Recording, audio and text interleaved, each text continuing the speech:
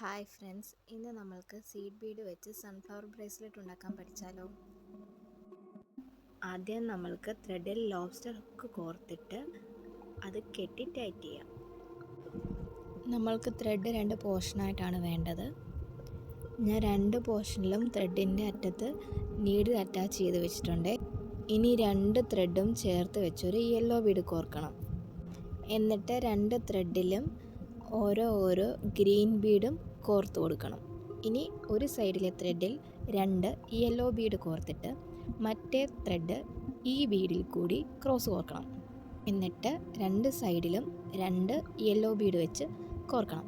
എന്നിട്ട് 2 ത്രെഡും ചേർത്ത് വെച്ച് ഒരു ബ്ലാക്ക് ബീഡ് കോർക്കണം. ഈ ത്രെഡ് ഈ 2 യെല്ലോ ബീഡിൽ കൂടി കോർത്ത് എടുക്കണം. അതുപോലെ തന്നെ അപ്പുറത്തും ഈ 2 യെല്ലോ ബീഡിൽ കൂടി കോർത്തെടുക്കണം. എന്നിട്ട് ത്രെഡിൽ പിടിച്ച് ടൈറ്റ് ചെയ്യുക. പിന്നെ ഒരു സൈഡിലെ ത്രെഡിലേക്ക് 2 യെല്ലോ ബീഡ് കോർത്തിട്ട് മറ്റേ ത്രെഡ് കൊണ്ട് ക്രോസ് കോർക്കുക. ഇതാണ് ഇതിൻ്റെ പ്രോസസ്സ്. ഇതേ പ്രോസസ്സിൽ നമ്മൾ നേരത്തെ ഒരു ബ്രേസ്ലെറ്റ് ഉണ്ടാക്കുന്ന വീഡിയോ അപ്ലോഡ് ചെയ്തിട്ടുണ്ട്. ചെറിയ ചില ഡിഫറൻസ് മാത്രമേ ഉള്ളൂ. ബാക്കിയെല്ലാം സെയിം പ്രോസസ്സാണ്.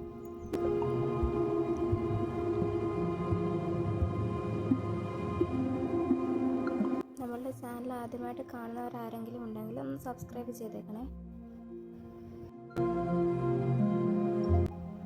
ഏറ്റവും ലാസ്റ്റിൽ നമ്മൾ ഫസ്റ്റ് ഒരു യെല്ലോ ബീഡും 2 ഗ്രീൻ ബീഡും കോർത്തില്ലേ, അതുപോലെ തന്നെ എന്നിട്ട് ഒരു ജംപറിങ് എടുത്ത് കോർത്തിട്ട് നോട്ട് ചെയ്യാം. അതിനുശേഷം അത് കട്ട് ചെയ്യാം. എന്നിട്ട് നമുക്ക് ആ ത്രെഡ് ഒന്ന് ഉരുക്കാം. ഇതിൻ്റെ വീഡിയോ എടുക്കാൻ ഞാൻ വിട്ടുപോയി. നേരത്തെ നമ്മൾ കോർത്ത അതേ പ്രോസസ്സ് തന്നെയാണ്. ഒരു ജംപറിങ് എടുത്ത് ഒരു ബീഡിൽ കൂടി കോർത്തിട്ട് ചെയിൻ അറ്റാച്ച് ചെയ്യാം.